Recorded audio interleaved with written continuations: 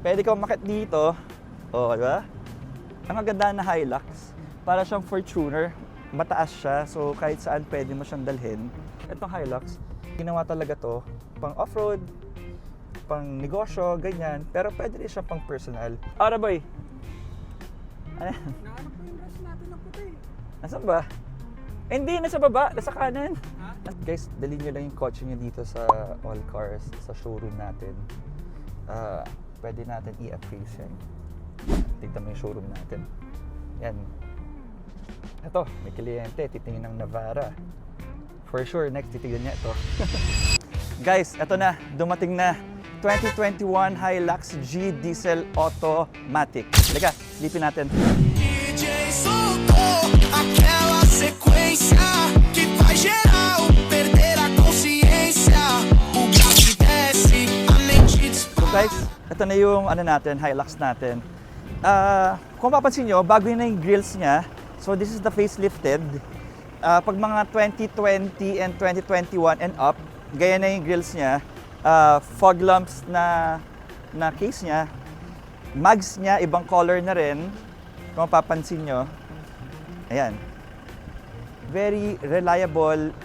Durability-wise, pasok to. Pang negosyo, pang personal. In fact, nagkaganito ako dati pang personal ko, color black. So, nilagyan ko ng off-road tires, nilagyan ko ng spacer, ganyan. Okay siya. Ano to, maganda to kapag binihisan natin. Check natin yung likod.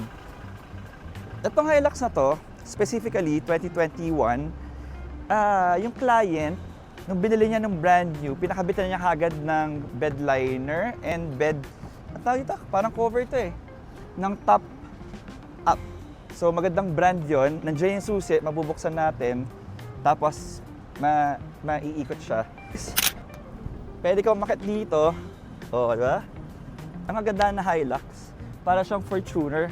Mataas siya, so kahit saan pwede mo siyang dalhin. Buksan natin itong likod.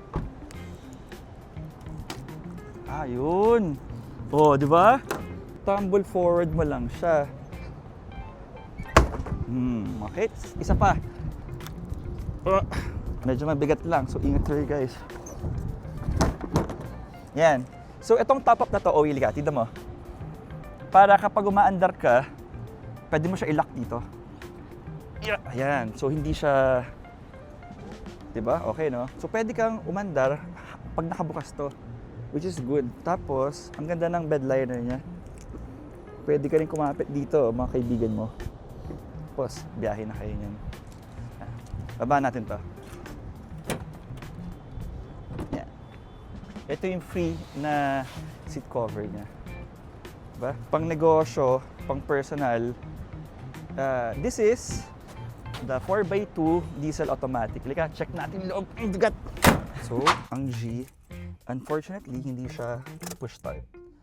So, okay lang yon kasi majority naman ang titignan pag mga Hilux, Fortuner, mga ganyan, is yung makina, yung mileage. So guys, ang mileage niya is 40,498 only. So yung client, pinalagyan din niya ng dashcam, pati touchscreen na rin to, and auto climate control. Itong Hilux, ginawa talaga to pang off-road, pang negosyo, ganyan, pero pwede rin siya pang personal. Kung papansin nyo, ang mga pickups ng Toyota, naka-lips spring sa likod. Para pagkakargahan mo ng mga gamit, at kayang-kaya niya yung load, hindi masisira yung shocks ng likod, ganyan. Yan. So test drive natin, very powerful engine. Ang lambot naman ni Bella niya actually.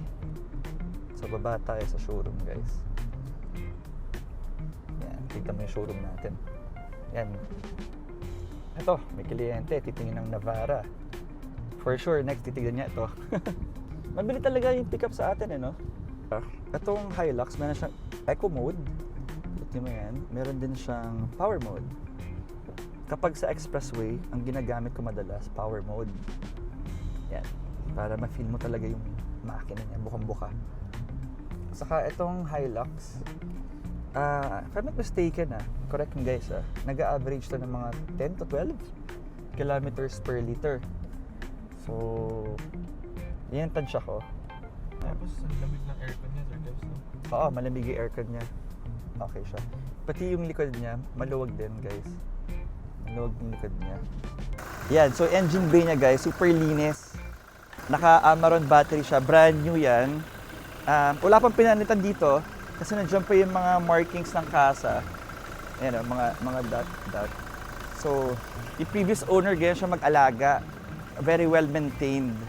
So guys, if you want a pickup, Fortuner, Hilux, Ford, Ranger, Navara, manami tayo dito sa All Cars. Punta lang kayo dito guys. Just mention my name, Kevin of All Cars.